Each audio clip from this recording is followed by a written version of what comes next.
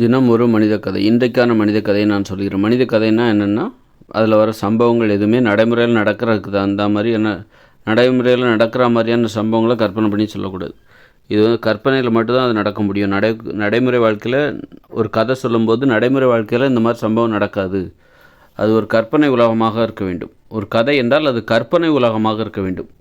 நடைமுறை வாழ்க்கையில் நடக்கிற மாதிரி கதை சொல்லக்கூடாது. நீங்கள் இன்னொரு உலகத்துக்கு போயிடணும், கற்பனை உலகத்துக்கு போயிடணும். கதை சொல்லும்போது நீங்கள் கற்பனையில் மட்டும்தான் இது சாத்தியம் அப்படிங்கிற மாதிரி அந்த கதை இருக்கணும். அந்த வகையில் நான் இன்றைக்கி ஒரு கதை சொல்கிறேன். அவங்க ஊரில் பார்த்திங்கன்னா மிகப்பெரிய கோழிகள். அந்த ஊரில் ஒரு கிராமத்தில் கிட்டத்தட்ட 10-15 மிகப்பெரிய கோழிகள். ஒவ்வொரு கோழியும் பனைமர வசரத்துக்கு இருக்குது. பனைமர வசரம் இருக்குது ஒவ்வொரு கோழியும். இந்த ராட்சத கோழிகள். ஆனால் ரொம்ப சாதுவான கோழிகள், ரொம்ப அமைதியான கோழி, யாரையும் எதுவுமே பண்ணாது. அதனால் கிட்டத்தட்ட ஒரு 10-15 கோழி தான் இருக்குது. அது ரொம்ப வருஷமாக வாழ்ந்துட்டு வருது. கிட்டத்தட்ட 500 வருஷத்துக்கு மேலே அது வாழ்ந்துட்டு வருது. அந்த ஊரில் உள்ளவங்க அந்த கோழியை ரொம்ப மதிப்பாங்க. அந்த கோழியும் அந்த ஊரில் உள்ளவங்க விட ரொம்ப பாசமாக இருக்கும். அப்படி இருக்கும்போது அந்த கோழியில் தான் சமயத்தில் அது ரொம்ப பறக்கும். வானத்தில் கூட பறந்து போயிட்டுருக்கும். அப்போ யாராவது அது மேலே ஏறி உட்காந்துப்பாங்க. அது கிட்டத்தட்ட ஒரு பனைமரம் உயரத்துக்கு இருக்குது. அப்படிங்கும்போது ஒரு கோழிலையும் 50 பேர்கிட்ட உட்காந்துக்கலாம். அந்த 50-60 பேர் உட்காந்துக்கலாம். உட்காந்து போய் அது பறந்து போகும். கிட்டத்தட்ட ஒரு கிலோமீட்டர் உயரத்துக்கு அது பறக்கும். திரும்ப மெதுவாக இறங்கிடும்.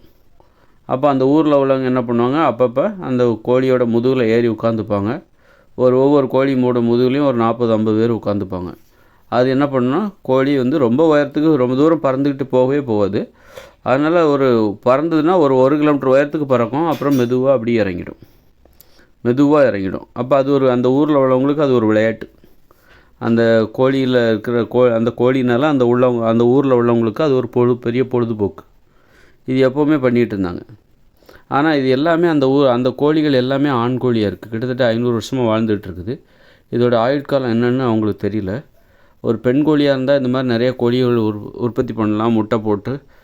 ஆனால் அப்படி ஒரு பெண் கோழி இல்லை. ஆனால் ஏதோ ஒரு ஊரில் இருக்கிறதா சொல்கிறாங்க. பெண் கோழி இங்கே எல்லாமே ஆண் கோழியாக தான் இருக்குது. இந்த ஆண் கோழியெல்லாம் இறந்து போச்சுன்னா அதுக்கப்புறம் பெண் கோழி வர்றதுக்கு வாய்ப்பே இல்லை. ஆனால் பெண் கோழி ஒரு இடத்துல ஒரு ஊரில் இருக்குது. அது கிட்டத்தட்ட ரொம்ப தள்ளி போகணும், ரொம்ப தூரம் போகணும். அந்த பெண் கோழி அங்கே பெண் கோழி மட்டும்தான் இருக்குது. கிட்டத்தட்ட ஒரு 2-3 பெண் கோழி இருக்குதுன்னு சொல்கிறாங்க. சரி, எப்படியாவது இந்த கோழிகளோட ஆயுட்காலம் முடிகிறதுக்குள்ளே அந்த பெண் கோழியும் இந்த ஆண் கோழியும் சேர்த்துட்டாக்கா ஏதாவது முட்டை போட்டால் புதிய கோழிகளை நம்ம உற்பத்தி பண்ணிடலாம். உற்பத்தி பண்ணி எல்லாத்துக்குமே இந்த கோழியை கொடுத்துடலாம் ஒவ்வொரு ஊருக்கு. ஏன்னா ரொம்ப சாதுவான கோழியாக இருக்குது. பொழுதுபோக்குக்கு நல்ல ஒரு அற்புதமான ஒரு பொழுதுபோக்கு. அப்பப்போ உயரமாக வானத்தில் பறந்துட்டு அப்படி மெதுவாக கீழே வரலாம். யாரையும் எதுவும் பண்ணாது. அந்த மாதிரி ஒரு நல்ல கோழியாக இருக்குது. அதனால் அப்படின்னு சொல்லிட்டு என்ன பண்ணுறாங்க, அந்த பெண் கோழியை தேடிட்டு போகிறாங்க. போய் தேடி கண்டுபிடிச்சாங்களா இல்லையாங்கிறத இன்னொரு நாள் கதை சொல்கிறேன். இன்னொரு நாள் சொல்லும்போது சொல்கிறேன். ஏன்னா ஒரு கதையை ரெண்டு நிமிஷம் சொன்னால் போதும். இல்லை சொல்லணும்னா சொல்லலாம். போய் தேடினாங்க, அந்த பெண் கோழி கிடச்சிதா இல்லையா, இல்லை அந்த பெண் கோழி வரமாட்டேன்னு சொல்லிடுச்சு, எனக்கு இந்த ஊர் தான் பிடிச்சிருக்கு. இந்த ஆண் கோழி என்ன சொல்கிறது, எனக்கு அந்த ஊர் தான், எங்கள் ஊர் தான் பிடிச்சிருக்கு. இந்த பெண் கோழி என்ன சொல்லுது, எனக்கு என் ஊர் தான் பிடிச்சிருக்கு.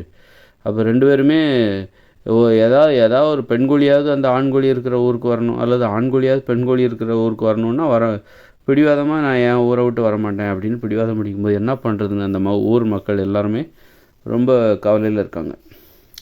இதுதான் கதை. அடுத்து என்ன நடந்ததுங்கிறத இன்னொரு நாள் கூட சொல்லிக்கலாம். இதான் தொடர் கதையாக கூட சொல்லலாம். நடக்க முடியாத சம்பவங்களை ஒரு தொடர் கதையாக கூட சொல்லலாம். கற்பனை உலகில் மட்டும்தான் இதெல்லாம் சாத்தியம். இந்த மாதிரியான நிகழ்வுகள் அப்படி தான் இருக்கணும். ஒரு கதை என்பது அப்படி தான் இருக்கணும். அப்படி தான் கதைகளை சொல்ல வேண்டும். நடைமுறையில் நடப்பதற்கு சாத்தியமில்லாத கதைகளை தான் கற்பனை பண்ணி சொல்லணும். அதுதான் மனித கதை. நடைமுறையில் நடக்கிற மாதிரி சொன்னால் அது கண்டிப்பாக அது கதை கிடையாது. இது நாள் வரைக்கும் இருந்திருக்கலாம், இனிமேல் அது கிடையாது. இது நாள் வரைக்கும் எது கதை, இப்போ நான் சொன்னல இதான் மனித கதை. இதை கண்டுபிடிக்கிறக்காக தான் மனிதர்கள் பல்வேறு பரிசோதனையில் ஈடுபட்டு இப்போ நான் அதை கண்டுபிடிச்சிட்டேன். இனிமேல் இதுக்கப்புறம் இனிமேல் பிறக்கிற குழந்தைகள் நான் சொல்கிற மாதிரி தான் கதை சொல்லுவாங்க. இப்போ இருக்கிறவங்க இல்லை அப்படின்னு அவங்க ஏற்றுக்காமல் கூட இருக்கலாம். ஆனால் இனிமேல் எதிர்வரும் தலைமுறையினர் நான் சொல்கிற கருத்தை ஏற்றுப்பாங்க. நான் என்ன சொன்னேங்கிறது அவங்களுக்கு தெரியலனாலும் அவங்க அப்படி தான் கதை சொல்லுவாங்க. அதனால் வந்து இது இயல்பாக மனிதர்களிடம் நடக்கக்கூடிய ஒரு மாற்றம். அந்த இப்படி தான் ஒரு மாற்றம் நடக்கப் போகுது அப்படிங்கிறத நான் முன்கூட்டியே சொல்கிறேன். அந்த மாற்றம் முதலில் என்னிடத்தில் நிகழ்ந்தது என்பதையும் நான் சொல்லிக் கொள்கிறேன். முதலில் அந்த மாற்றம் நடந்த முதல் மனித நிலையில் முழுமையடைந்த முதல் மனிதன் அது நான் தான்.